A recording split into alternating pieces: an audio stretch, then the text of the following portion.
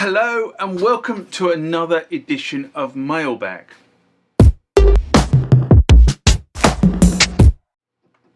What is Mailbag? Well, Mailbag is a feature of the channel where you guys leave lots of comments on the channel and I attempt to answer those comments, or if I can't answer those comments, I throw it out to you guys who have more knowledge on some of this stuff than I do. So let's get into the first mailbag of this session. Remember, like, comment, subscribe to the channel. Go over to Instagram and follow me there. Go over to Facebook, follow me there. That's where the normal notices are. And consider becoming a Patreon. The next comment or question comes from Rainfeather, and it's in response to Death of the Kronos, a video I did in December 2021. And Rainfeather writes, you shouldn't really fap about the panic at any stage in terms of redundancy. You'll still find people gigging with the Triton EX here in Japan, and it performs very well. Kronos 2? Heh. That's a good way ahead. Well, you're absolutely right. I mean, I still use my my Oasis and my M1 and my T1, although those machines are obviously not here. They are in storage, which is where I keep all my synths, in dry storage up on level 1. Because obviously if the building was going to flood, it will flood the ground floor, so up on level 1. Do we think that Korg is going to move the goalposts again some way when they launch each of the pivotal workstations? Yeah. These instruments are just basically so good, which is why people carry on using them. So, you know, why would you not do that? The other big issue, really, that with Korg is that I think, you know, people are now starting to come around to the fact that you need to have patches that are transferable between platforms, and we're seeing much more of that with the kind of the Montage and Modi X and the Phantom O and the Phantom, and Korg really hasn't embraced this on their lines. Yes, if you've got a sample, you could move the sample, but actually the patch construction itself, you can't move and convert from one platform to another. There are people who've written software patches out there, or software programs out there, that allow you to load the old patch in. It then does the conversion for you into the new format required for the new platform for Korg. But Korg haven't really helped you in that, and that may be another reason why a lot of people have basically hung on to the legacy platforms for so long, is because, you know, if you've built a repertoire of sounds that's set on one of these platforms, this happens to be the Kronos, and then you want to move to Nautilus for argument's sake, the thought of having to recreate all your patches from one platform to another is a gargantuan task, assuming you're not just using the standard patches on the platform. But it is, believe me, it's a gargantuan task. You know, it can take you. I mean, I know Wayne Harris, who's the keyboard player with Bongiovi. I mean, he's been at it now for months. I mean, admittedly, he's not doing it full time, but he's been at it for months, moving his patches up from his Motif and Phantom, old style Phantom, to his new rig, which is going to be a Montage and a Kronos.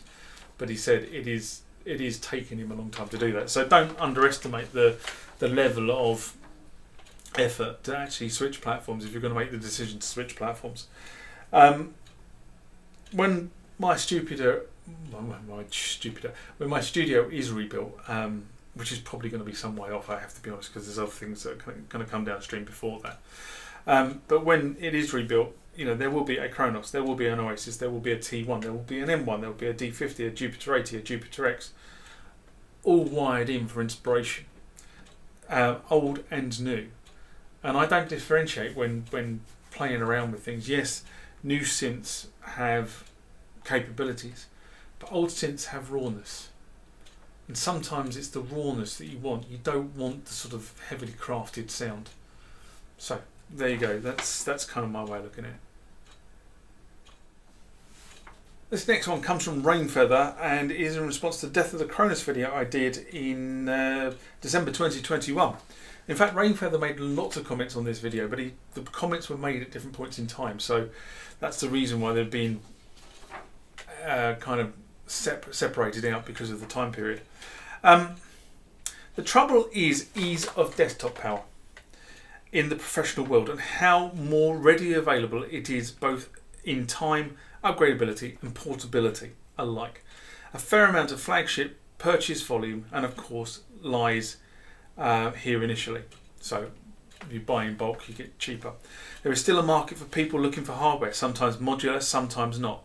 As Hydrosynth Deluxe demand. I think Rainfeather really liked the Hydrosynth. But many of the largeware fans tend to be older and more experienced with real estate for studio storage. As the economy is currently tipping chip availability is low, they're going to recoup their costs somewhere. This is the issue with ready and waiting statements of Korg with the SE models, Wavestate et al. For large sales and profits, one can imagine that a little octave boards fly off the shelves and the company may need that in light of the pandemic freeze. Very valid point. The larger units simply aren't here, and that might come with a $15.99 price tag. That's going to sell way less next to Hydra than the smaller offerings, sans build quality concerns. When I think about what people would now expect from a flagship, in line with Phantom, Genios, Kronos et al., you looking to need some serious horsepower and not just usual Nautilus Kronos pass fair.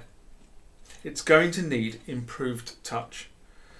They dropped AT regularly, incorporating some of the new engines, or why not just add a module with more affordable and custom devices. And it's going to need punch hardware on specific specs for future proofing, or it won't last the usual decade length roadmap.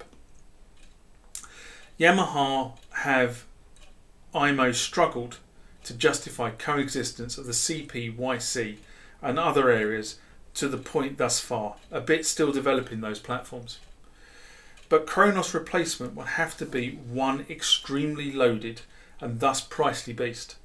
It's concern that not done right, a budget laptop and a VST could put people into a similar range with less effort. Plug that into your latest Hydra or Omos offering and you're on shaky ground. I grew up with Triton EX. Kronos was a no-brainer, and I'm glad that I have my two 88s, my Kronos 2 88 now that they aren't available. I won't be parting ways with it, nor with my Triton EX. Same with my RK100 and many other Korgs. But there is a lot of competition. Go too cheap and it won't keep up. Go too high and it won't be bought. Tough times, indeed. I don't really think I can comment any more on that. I just think they're really great points.